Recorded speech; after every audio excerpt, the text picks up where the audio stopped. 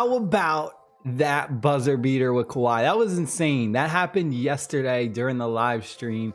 You weren't able to join the live stream, you missed out, but that was a little tiny taste of what you can expect when you join my live streams. What is up, my fellow gamers?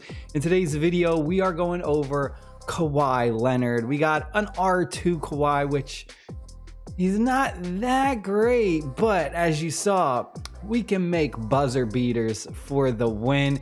We're one away from getting him to an R3, so we're gonna have some gameplay in the background while I kind of talk about him, some strategies, some things to go over with this specific player. Honestly, I've been loving his play style a lot more than Paul George. Even though we have a maxed out Paul George, I kind of wish we could get Kawhi at least to like a rank 4. That'd be amazing, but R2 for now. Hopefully we can get an R3 before the hoop draft pool is over for his game changers.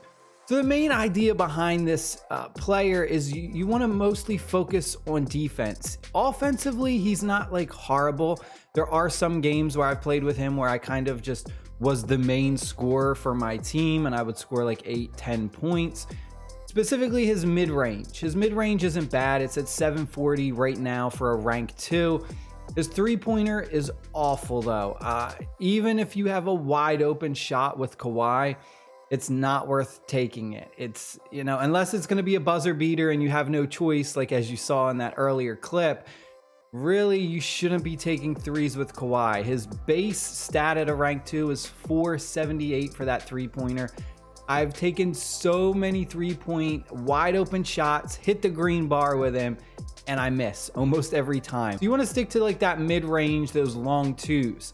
Interior is also really bad as well. So surprisingly, I've noticed there's a lot of times where I'm like in the paint and I'll do a shot in the paint wide and I'll just miss. Like he just misses like paint shots. He does have a little bit of driving and dunking. I've done that a few times where you can cross up your opponent fairly easy and then drive to the basket and do like a nice dunk.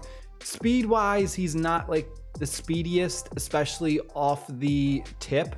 You'll notice a lot of the times if you pick Kawhi, specifically every time I play with him, if we don't win the jump ball, he's not fast enough to get back and try and like cover his man. So it's almost always an easy 2 points for the team that wins the jump ball if the opponent wins the jump ball. There are some players that if you lose the jump ball, if you have someone who's super fast, you can kind of recover and get in their way to kind of stop them from getting that easy 2 right off the gate. So that's one thing you also have to keep in mind is his speed is okay. His defense is really good, 751. He can slide his feet easy. He really has a lot of ability to stop people from driving. And you're going to notice that during the gameplay where I was playing up against a Luka and he was doing all kinds of crazy moves. And a lot of the times, like he couldn't really shake you.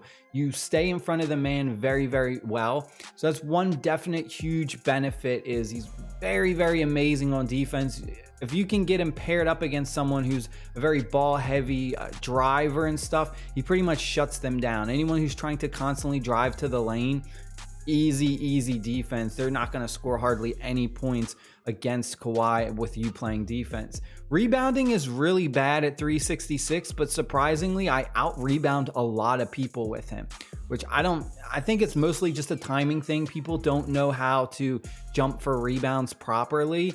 Against like an Embiid though, you're really not going to be able to out-rebound Embiid, specifically just because his rebounding is so high that there's a lot of area for error, so you don't have to time your jumping like super precise with Embiid to grab the rebound.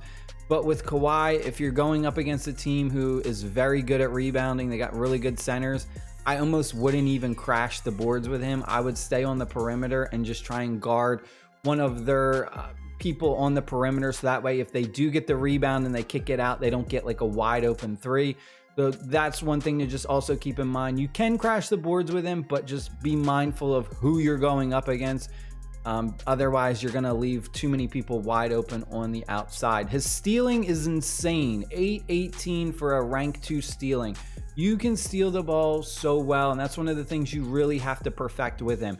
If you can go ahead and you can perfect stealing the ball with him, when to do it, all about timing, you can completely change the game. And it is so devastating when the opponent has the ball and you just rip it right from them and you get like an easy 2 points or something. I can't tell you how many times someone goes, they get the rebound, steal it right from them, and then we kick it out, we get easy points.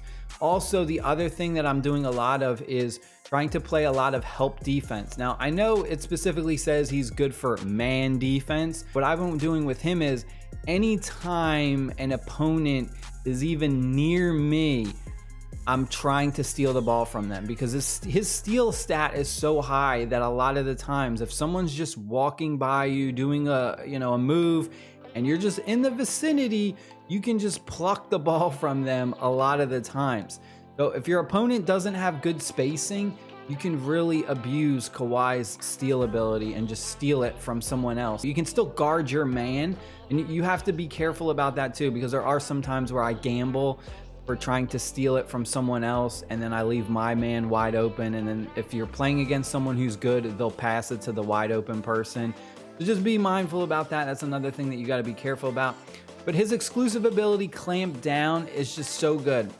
So his chance of forcing a gather after colliding with the ball handler on the outside is increased by a percentage, which I said, if you're going up against those drive heavy players, he's amazing to pick. He pretty much counters anyone who's trying to constantly drive to the basket. It's almost an insta steal, right? Like if they hold the ball for too long, it's easy. Just push the steal button, it's yours. Occupying the opponent's contested area increases the shot contest by a percentage, and it can stack up to 5 times. This has been insanely amazing.